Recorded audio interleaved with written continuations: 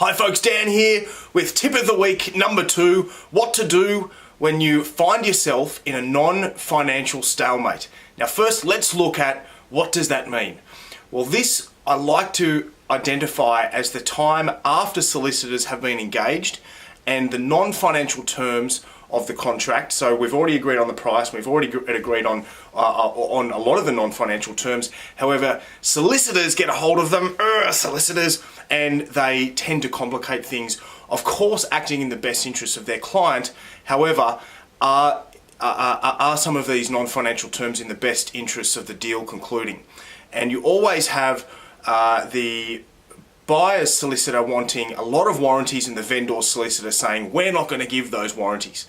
And I'm just going to allude to this method that we've used twice in the last month after solicitors were involved, so both parties are incurring legal expenses, and the requested amendments from the buyer's side to the contract of sale that was circulated by the vendor solicitor were more than 20.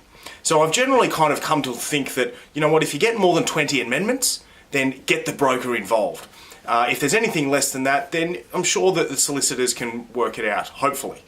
However, we had in one particular sale environment 26 amendments, and the solicitors had well, look, very early on in the process, we kind of decided that the solicitors actually aren't going to get this done in a reasonable time frame. And what that means for both parties is that they're going to incur some serious expenses from solicitors going back and forth, negotiating each amendment one by one, and that could certainly take a hell of a lot of time and cost both parties a lot of money.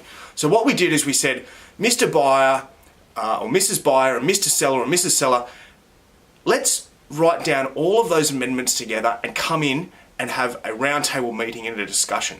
Now, this is the phrase that I used when both of the parties arrived. I said, and this is, of course, I'm not in a position to give legal advice. I'm not a solicitor, so I can't be seen I can't act in any kind of legal manner whatsoever.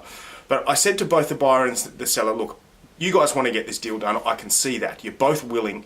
So to avoid a lot of time and money, I would like you to come to this meeting with an open mind and being prepared to compromise. You're going to come to this meeting and you're not going to get everything you want, but you're going to get some of the important stuff. So come to the meeting with an open mind and let's go through each point one by one and decide there and then, before you both leave, on the outcome of each point. And then what you're going to do at the end of the meeting is you're going to go back to your solicitor and instruct them accordingly and ask them to facilitate the exchange of contract, finalising the contract and the exchange of contract. So in both cases, that's exactly what happened.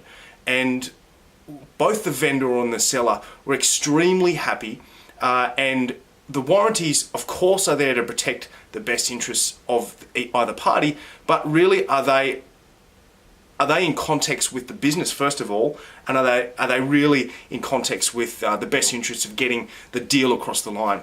Okay, so what to do when you have a bit of a non-financial stalemate? Try to get the solicitors out of the picture. Try to bring the buyer and the seller together to negotiate the non-financial terms themselves. It will save time and it will save each party money.